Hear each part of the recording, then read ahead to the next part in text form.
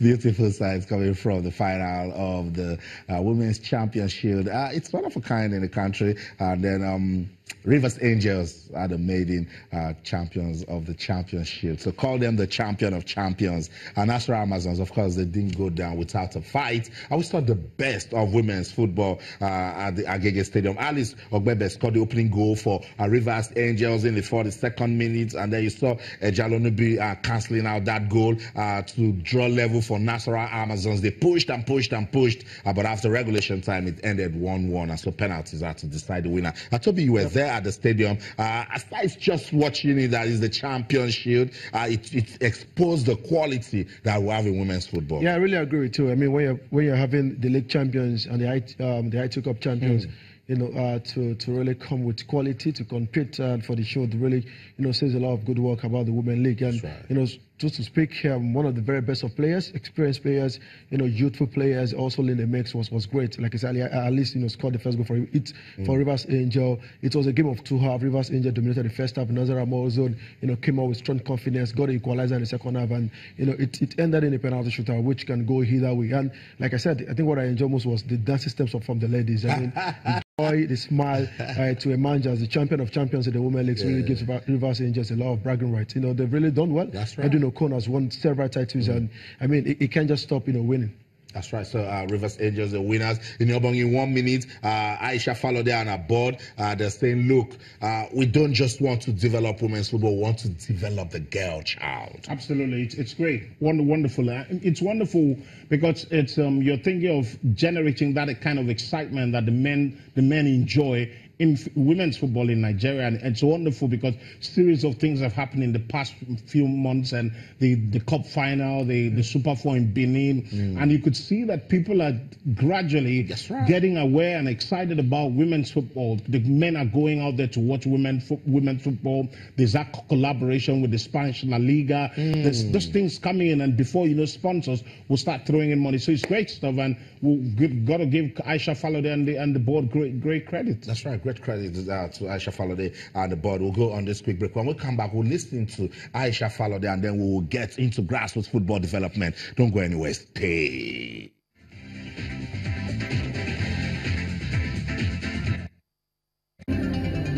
Day and night, we are on the road, following all the stories, and it takes a lot to earn your trust, to give you the coverage you've always trusted, because no one has more experience to tell your story, to keep you informed.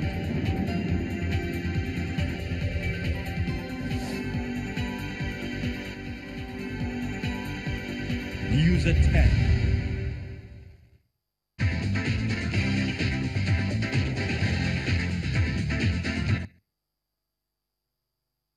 On Channels Television. We're taking a look at women's football development in Nigeria. At the Agege Stadium on Sunday, we witnessed the first championship encounter between Rivers Angels and National Amazons. It ended well for the development of women's football in the country because we saw both sides play good football. Rivers Angels won, but it doesn't matter because at this point it's all about developing the game of the women's game. Aisha Falode is the chairperson of the Nigeria Women's Football League. After the competition, she says, look, we are satisfied. I'm excited. I'm short of words. It was beyond belief. The stadium was packed. The ambience was good for football. The atmosphere was right for football. The girls play good. You know, everything just came in sync. It was like I was watching a movie, and I look back and say, look, when you have a focus, when you have a strategy, when you work hard and you get the support, you know, you can spread your wings, you can fly, you can express yourself. And that's why we thank the Lagos State government for giving us the opportunity, for supporting us fully, and to all those who came together, to all our partners. I don't know that we can have a stadium filled with people, and they really enjoyed a weekend of football. And that's to tell you that there's a lot of potential in the Nigerian women's game. There's a lot of potential in our domestic league. There's a lot of quality in our domestic league. There's so much to gain in our domestic league, which is why we said, look, if you take care of the girl child, the society is sorted. Half of the population of Nigeria is under 30, and that under 30 means that is the youth. Half of the youth of under 30, half of it is the girl child. So that's it. It's all about developing the girl child, and we are partners who are going to ensure that it keeps getting better, because women's football deserves all the love and attention that it can get. So that's it. Congratulations to the Nigeria Women's Football League. We are now getting ready for the new season. They have announced that it will commence on April the 7th. Information that you can use. So we're counting down to that one. But Aisha mentioned that we need a lot of attention for women's football. Another area where attention is needed is at the grassroots. Yes, so let's talk about the Principals Cup. Has just been concluded in Delta State. Marvel International School, they have emerged victorious. The just concluded Zenith Bank Principals Cup that was done in Delta State at the main bowl of the Ozora Polytechnic Stadium. Marvel International School Ugeli defeated St. Paul's Secondary School Ozora via penalty shootout. It's always competitive at that level. Also, I will put together this report to let you know how everything went down. For the second in the series, a wonderful football. The 25,000 capacity stadium of Delta State Polytechnic Ozoro is full as participants, guests and spectators eagerly await what is expected to be a thrilling final between Marvel International School from Ugeli and St. Paul's College Ozoro.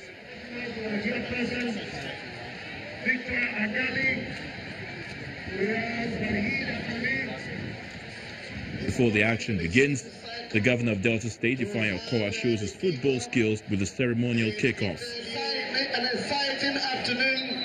Now he takes the kick, and I can tell you that is the smooth coming off. Next comes the action, during which both schools show entertaining football as they settle for a 1-1 draw after regulation time.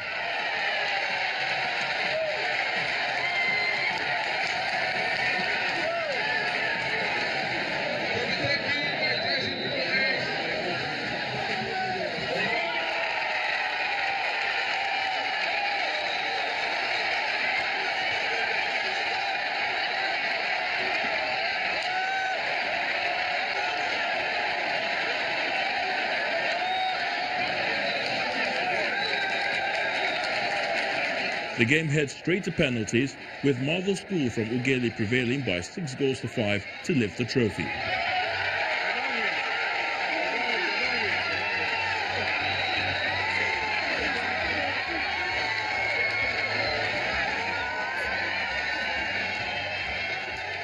The fallout of our Education Summit was the redevelopment of school sports. And so we decided to think out of the box, and we thought that one of the areas will be to revive the school sports. We went into partnership with Zenith Bank, very strong brand, and this is the second year. The maiden edition was a resounding success, and so we're building on the maiden edition. While presenting the trophy to the winning team, Governor Okowa asked the students to also show that they can also excel in their studies.